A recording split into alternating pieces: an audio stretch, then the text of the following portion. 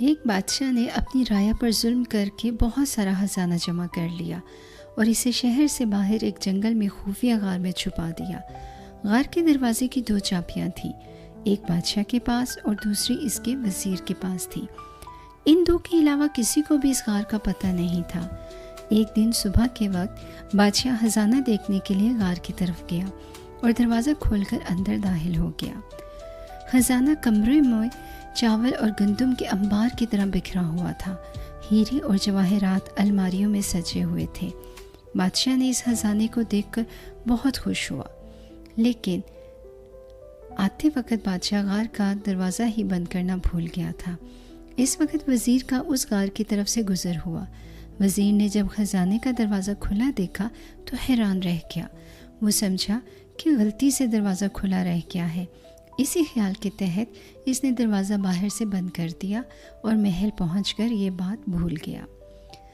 جب بادشاہ ہیرے اور جواہرات کا معائنہ کرنے کے بعد فارغ ہوا تو واپسی کا سوچا، لیکن جب وہ دروازے کی طرف پہنچا تو دیکھا وہ تو بند تھا۔ بادشاہ نے دروازے کو خوب زور زور سے پیٹنا شروع کر دیا اور ساتھ ساتھ چلانا بھی شروع کر دیا، لیکن اس ویران جنگل میں اس کی آواز سننے والا کوئی نہ تھا۔ وہ واپس اپنے خزانے کی طرف گیا اور اس سے دل بہلانے کی کوشش کرنے لگا، لیکن بھوک اور پیاس کے ہاتھوں مجبور ہو کر وہ پھر دروازے کی طرف گیا۔ اس نے چیخنا چلانا شروع کر دیا اور پھر تھک ہار کر وہ واپس جگہ پر آ گیا۔ بھوک اور پیاس کی شدت اتنی بڑھ گئی تھی کہ آخر وہ ہیروں سے بھیک مانگنے لگا۔ اے قیمتی پتھر، مجھے ایک وقت کا کھانا دے دو۔ اسے ایسا لگا جیسے وہ ہیرے اس کی سادگی پر زور زور سے ہنس رہے ہوں۔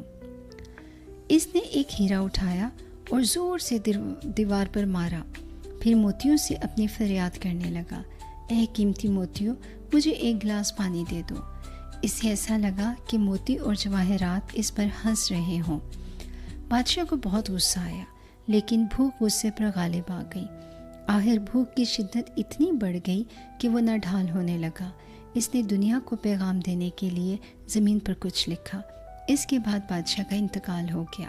وزیر بادشاہ کو تلاش کرتا ہوا اس غار کی طرف سے گزرا۔ اس نے سوچا کہ بادشاہ کے خزانے کا کچھ اتا پتہ کریں۔ جب وہ غار کے اندر داخل ہوا تو یہ دیکھ کر حیران رہ گیا کہ بادشاہ مرا پڑا تھا اور زمین پر کچھ لکھا تھا۔ وہ یہ تھا، دولت کسی کو زندگی نہیں دے سکتی۔ تو پیارے بچوں، اس کہانی سے ہم نے کیا سیکھا کہ ظالم ہمیشہ اپنے انجام کو پہنچ جاتا ہے اور اپنی سزا پاتا ہے۔